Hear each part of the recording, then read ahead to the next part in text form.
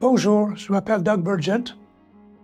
J'ai eu le privilège de travailler à Publications chrétiennes depuis 1968, une quarantaine d'années comme directeur et maintenant depuis quelques années, je continue comme directeur adjoint.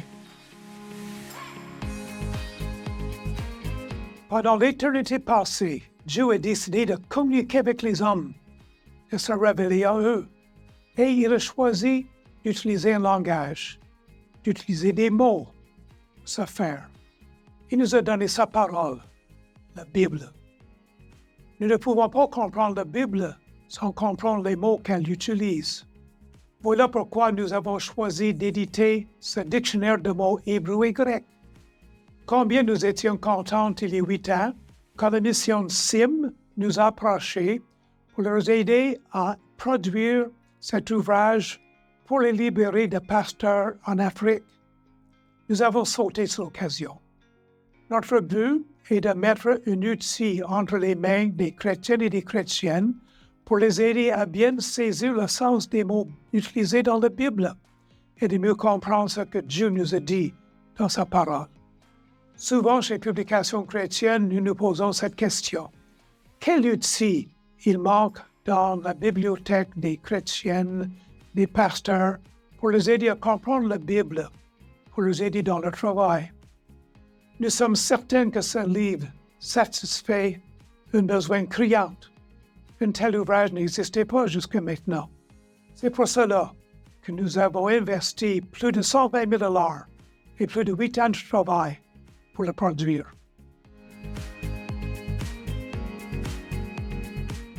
Bien, ce dictionnaire-là est probablement le seul en son genre qui rassemble sous des définitions françaises les différents termes utilisés dans l'original, c'est-à-dire les mots hébreux, araméens et grecs.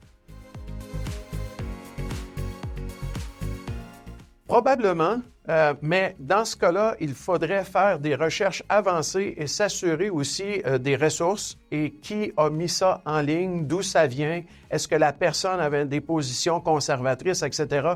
Il y aurait tout un travail à faire pour réussir à rebâtir à partir des ressources Internet un tel ouvrage, alors qu'ici, là, on a tout dans un seul volume.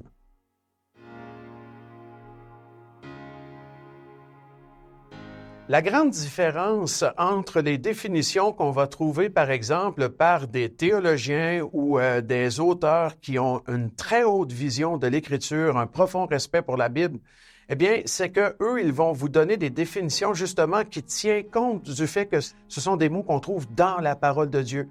Tandis que, d'un point de vue séculier, on pourrait aussi donner des définitions qui seraient quelque part valables, mais qui n'auront certainement pas la même profondeur.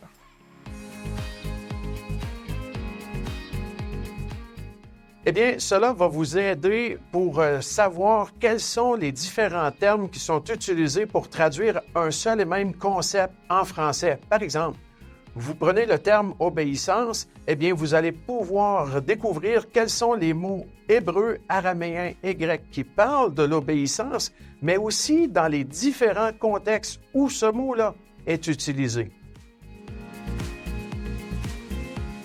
Je pense que vous allez, chacun de vous, peu importe quel est votre rôle, votre fonction ou même votre statut en tant que croyant, vous allez y trouver votre compte.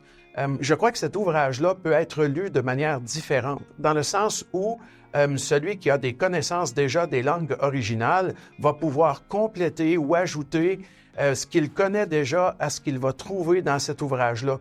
Mais parce qu'il a été conçu de manière à pouvoir être utilisé par des croyants qui n'ont pas les connaissances des langues originales, eh bien, ils vont aussi pouvoir en tirer profit juste pour leur compréhension du texte personnel et donc de pouvoir en tirer profit pour eux-mêmes.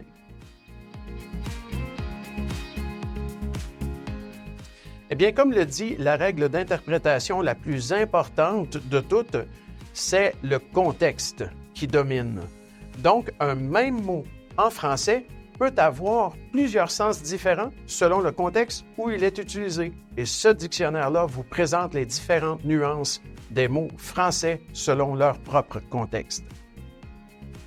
Eh bien, personnellement, je recommande cet ouvrage-là. Je me rappelle, comme étudiant de la Bible, d'avoir déjà utilisé Vine, mais c'est en anglais.